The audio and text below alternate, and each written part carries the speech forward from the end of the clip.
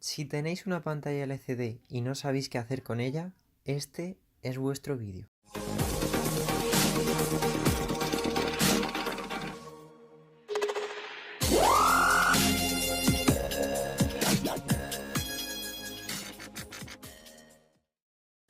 Para realizar este proceso he reutilizado una pantalla LCD de un ordenador que ya no servía. El aparato que hace posible todo esto es esta controladora de vídeo, concretamente la MSD338 STV 5.0, la cual tiene dos variantes, una de 512 MB de RAM y otra de 1 GB de RAM. He comprado esta última por 40 € en AliExpress. Ha tardado apenas 8 días en llegarme desde China. Realmente hay muchos tipos de controladoras y desde apenas 10-20 € puedes encontrar mucha variedad en el mercado. Pero la principal característica que hizo que me encantara por este modelo es que posee antena Wi-Fi y Android en su interior. Antes de seguir, me gustaría aclarar un par de cosas. En primer lugar, la controladora dispone de una entrada para conectarle a altavoces externos, ya que sin estos, la única manera que tendréis para escuchar el contenido de la placa es a través de los cascos. En segundo lugar, para saber si vuestra LCD es compatible con este modelo, tenéis que saber el número de serie. Normalmente suele estar en una pegatina o serigrafiado en la parte trasera de la LCD. Una vez lo tengamos, para evitar comprar un producto que a lo mejor no nos sirve, lo más recomendable es que habléis antes con el vendedor, ya que él os dirá si es compatible y resolverá cualquier tipo de dudas que tengáis. Además, os dirá el tipo de cables que necesitáis, ya que no siempre son los mismos. Generalmente va acompañado de un mando y de estos tres tipos de cables. Un inversor que da corriente a la pantalla, un LVDS para transmitir los datos y una botonera o receptor para cambiar de canal manualmente o con el mando. Es uno de los modelos más completos que existen dada la cantidad de puertos que tiene.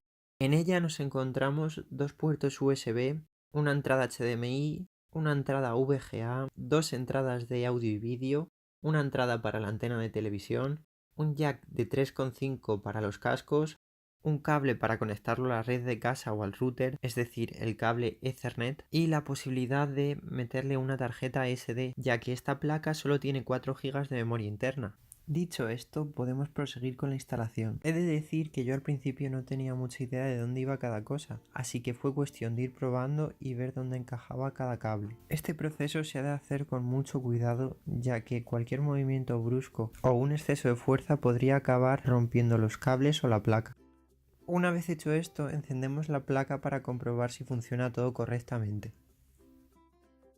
A partir de aquí, todo es muy relativo, ya que cada uno de vosotros podéis experimentar con el diseño que queráis darle. Como podéis ver en pantalla, una caja de cartón o madera puede valer perfectamente. Ser creativos. Como me parecía muy cutre dejar la placa y los cables por ahí sueltos, decidí pegarlos a la parte de atrás con un poco de cinta americana. En la parte lateral de la pantalla decidí pegar el receptor y la botonera para que estuvieran a mano cuando quisiera cambiar de canal.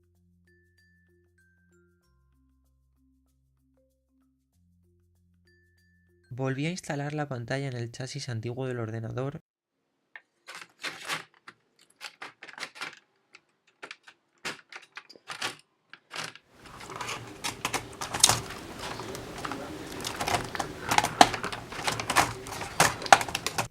y listo. Este sería el resultado final.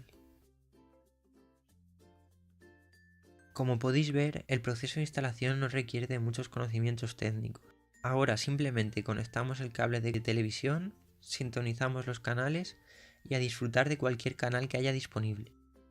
Personalmente, a lo que más uso le he dado ha sido al cable HDMI, ya que gracias a él se pueden hacer infinidad de cosas, desde jugar a la Play, que por cierto se ve realmente bien, hasta conectarlo a un ordenador con la pantalla rota. Finalmente, he de explicar que su punto más fuerte es poder acceder a cualquier aplicación Android que se os pueda ocurrir. Con 1 GB de RAM no es que vaya sobrado, pero es suficiente para lo que es. Aplicaciones como YouTube, Netflix o PlusDede me han ido perfectamente. Así que ya sabéis, si no os queréis gastar mucho, por un precio final que ronda los 45 € podéis reciclar una pantalla y convertirla en una auténtica Smart TV.